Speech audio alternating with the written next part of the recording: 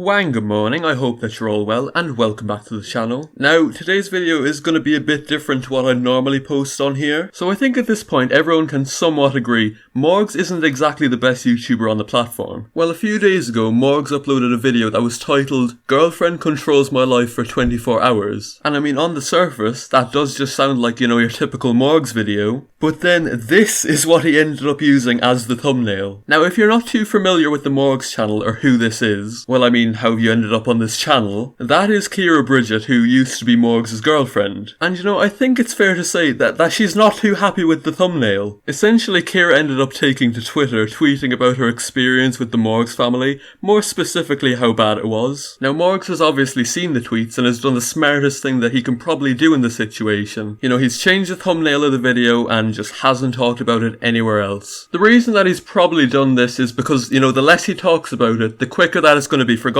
about, and the quicker that it's going to be brushed under the carpet. But anyways, let's have a look at the tweets, which, I mean, they really do paint Morgz as, you know, not just a scummy person who fakes his videos, but also just as a straight up arsehole. About an hour after Morgz uploaded the video, Kiera tweeted out, "You know, I decided to be the bigger person through the breakup last year and not talk about the awful treatment that I was put through. But how dare you use me and my body and my relationship for views after I walked away for that exact reason. Absolutely disgusting." Now obviously she's talking about the thumbnail of the video, but you might be thinking, you know, why is there an issue here? Because I mean, lots of YouTubers out there do clickbait their exes and, you know, put them in the videos.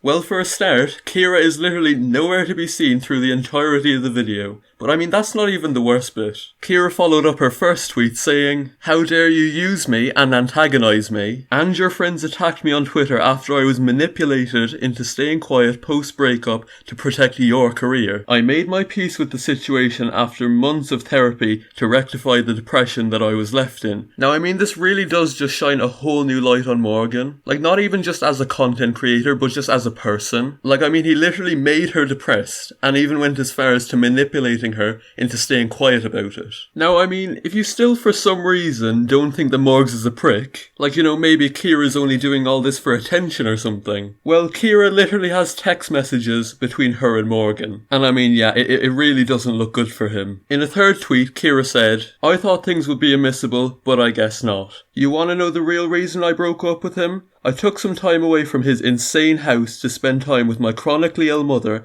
and friends for my own mental state. And I get told it's not good for business." You know, when she says insane house, I can only assume that that doesn't include Bald Martin, because I mean, who could hate that man? But I mean, looking at the text messages, Morgan has really fucked up here. Like, when you look back at the Morgz channel when Kiera was around, I mean, like, she was in practically every video. But then Morgan still has the fucking cheek to call her out for not giving a shit. Like, I mean, he even tells her to man up and stop ignoring her problems. Like, I mean, I'm quite sure that taking care of your chronically ill mother is a lot more important than recording the 20th pause challenge of the month. Kiera then finished off by saying, "That isn't the only reason by far, and I absolutely do not think that fighting fire with fire is the right choice. But what option am I left with? For the sake of my own dignity, I am done being silenced by a man-child on a power trip. Good luck to his next puppet." I mean, I can't guess who that's directed at all. To summarise this beef, you know, I do think that Kiera does owe a lot to Morgan, you know, almost as painful as that is to say. But I mean, he has done a lot to help Kiera to grow her view count and sub count and all of that. But I mean, ultimately, was it really worth being put through all that pain and suffering? You know, probably not.